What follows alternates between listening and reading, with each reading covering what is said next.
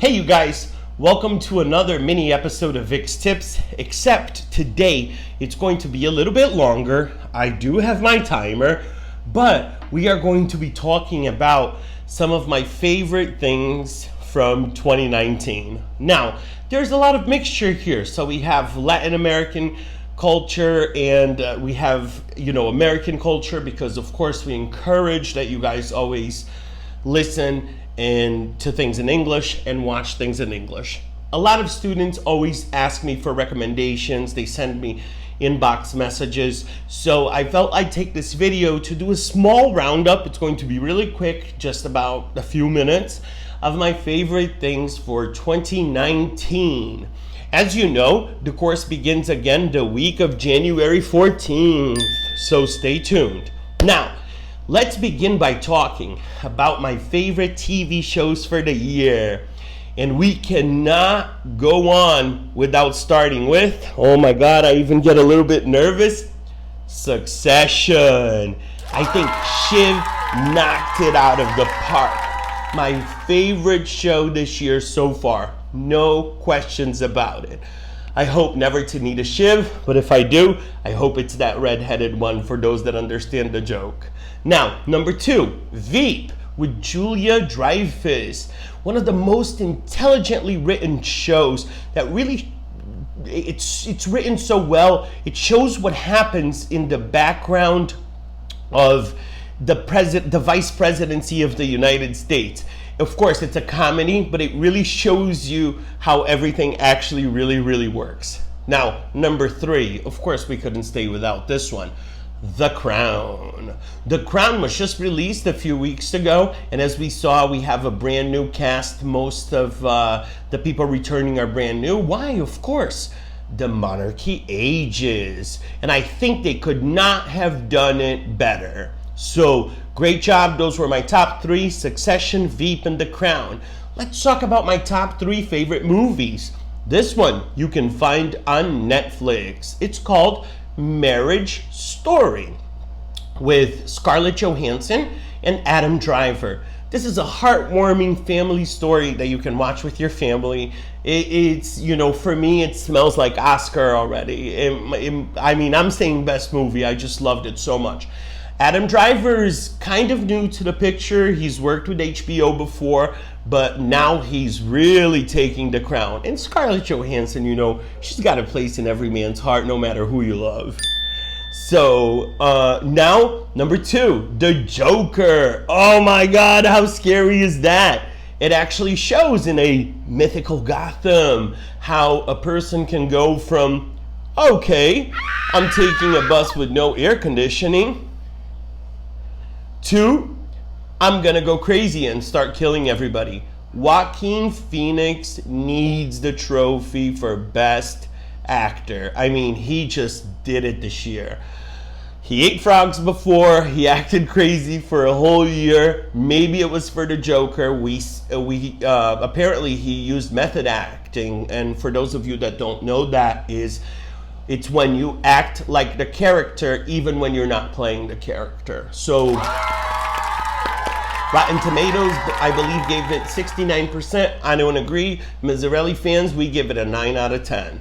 Now, number 3, a foreign film, Parasite, from South Korea. How a low-income family finds its way inside a really powerful family in South Korea.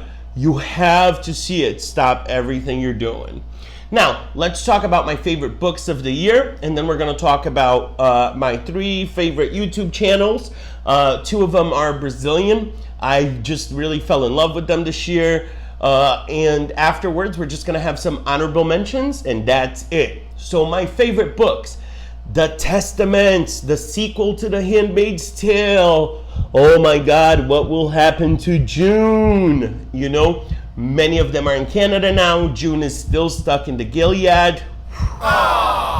Number 2, Becoming by Michelle Obama. She couldn't have done it better, you guys. She wrote this herself. It's not a book about feminism. It's a book about being a person and being thrust into the spotlight and just having to do a job and be an example and be the first example. And you know, we miss you, former First Lady.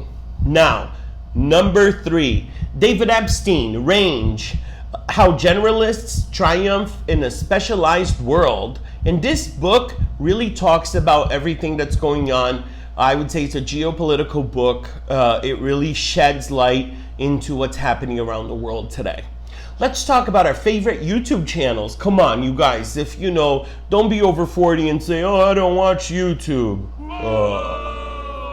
Now, my favorite one, it's a Brazilian channel called Os Galões Feios. Os Galões Feios. Sorry for my pronunciation.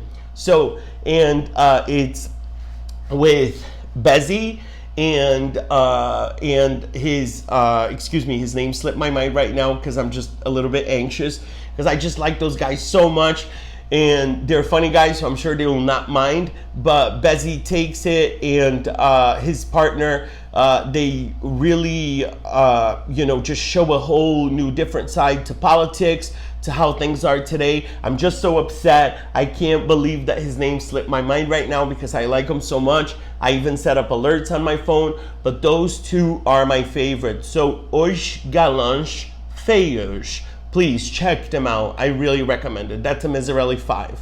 And I'm sure they're gonna be back here on this list next year, and I promise I'll remember both of your names, okay? Number 2, and this may be a little bit controversial. Remember, you guys, those of you that know me, I don't know many Brazilian journalists and things like this, but Henry Bagulho, who has a YouTube channel, he lives abroad and he talks about Brazilian politics.